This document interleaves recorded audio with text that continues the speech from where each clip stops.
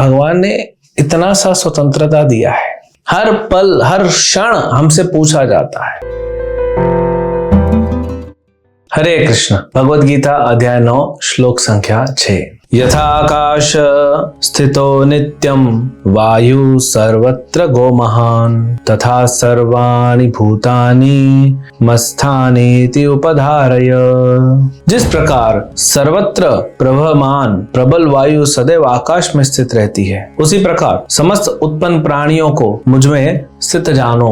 अब भगवान अपने संबंध को बता रहे हैं। अब बता रहे हैं कि प्राणियों की क्या दशा। पहले तो सृष्टि का बताया कि मैं व्याप्त हूं लेकिन मैं चलाता नहीं हूं, मैंने सेवक रख लिए, अपॉइंटमेंट दे दिया है। अब यहाँ बता रहे हैं कि जो जीव हैं, जितने प्राणी हैं, उनका क्या। हर देखो कितने सुंदर सुंदर उदाहरण देके कृष्ण समझा रहे हैं। इस संसार में कहा जाता है सबसे बलवान कौन है? पवन देवता, वायु देवता बहुत बलवान है। अग्नि जल रही है लेकिन अग्नि को बढ़ाने का काम कौन करता है? वायु। बारिश हो रही है, बादल बन गया लेकिन बादल को लेके जाने का काम कौन करता है? वायु।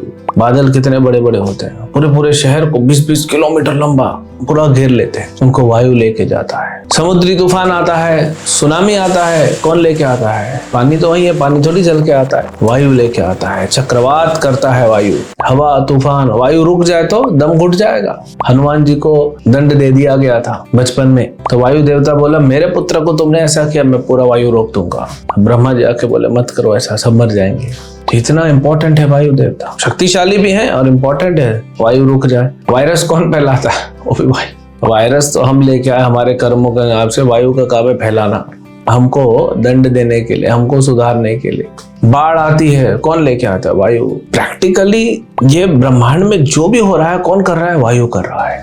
तो वायु सबसे शक्तिशाली हुआ, लेकिन वायु कहाँ पे रहता है? आकाश में स्थित है। वायु बहुत प्रबल है, लेकिन आकाश, आसमान आप देखते हो, नीला आसमान, उसके नीचे ही वायु है ना, ऊपर नहीं जा सकता। तो भगवान यहाँ उदाहरण से बता रहे हैं कि ये आसमान कौन है? ये मैं हूं। और वायु कौन है? मेरी इच्छा है। तो मैं अपनी जगह पे स्थित हूं और मेरी इच्छा इतनी प्रबल है। बताया ना अभी, सत्य संकल्प है भगवान। सारा कार्य संसार का क्यों हो रहा है? भगवान की प्रबल इच्छा से। जैसे वायु सब कार्य करती है, लेकिन वायु इतना कार्य करती है, आसमान जो है फिर भी अलग ही रहता है। तो भगवान अपनी इच्छा से इतना कार्य करते हैं, लेकिन आसमान जो भगवान है वो अलग रहते हैं। देखिए चक्रवात आया, तूफान आया, बाढ़ आई, बारिश आया, ये आसमान को कुछ नहीं छू सकते। तो भगवान सृष्टि चला रहे हैं, कुछ भी होगा भगवान को नहीं छू सकता। वैसे भी कहा हमने भगवान अदोक्षज है। तो ये सारे जो प्राणी हम लोग हैं, ये सब चल रहे हैं भगवान की इच्छा के अनुसार सब हो रहा है। भगवान ने इतना सा स्वतंत्रता दिया है,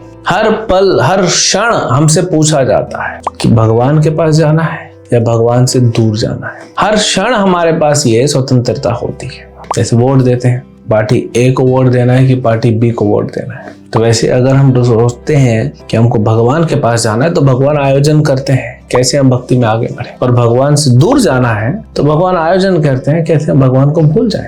तो सारी सृष्टि में जो भी कार्य हो रहा है भगवान की इच्छा से हो रहा है। शास्त्रों में तो ये कहा गया है कि वायु जो बहता है भगवान के भय से बहता है। भगवान की इच्छा अनुसार सूर्य चलता है, चंद्र चलता है, इंद्र देवता इत्यादि ब्रह्मा शिव चलते हैं।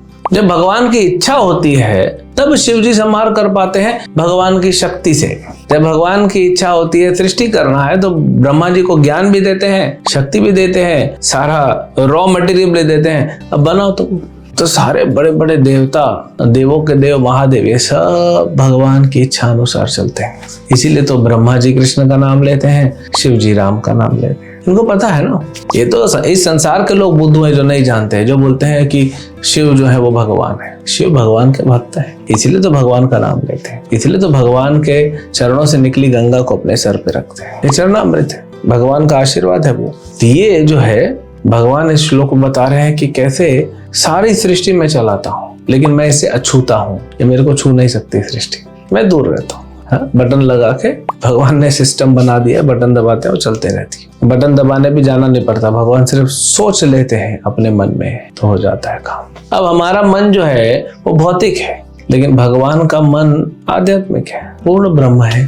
तो उनका मन हमारे जैसा नहीं है। भगवान सच्चिदानंद है, उनकी जो इच्छा होती है वो इसीलिए पूर्ण हो जाता है। तो हमको क्या करना चाहिए? हमको थोड़ा बुद्धि का और अपनी स्वतंत्रता का सही उपयोग करके भगवान की शरण में कैसे जाएं, भगवान के पास कैसे जाएं, उसमें अपनी बुद्धि, अपनी शक्ति, अपनी स्वतंत्रता लगानी चाहिए। भगवान आगे से हेल्प करेंगे और हमको इस दुखालय संसार से निकाल के उस सुख के, आनंद के संसार में, वैकुंठ धाम में भगवान हमें भेज देंगे।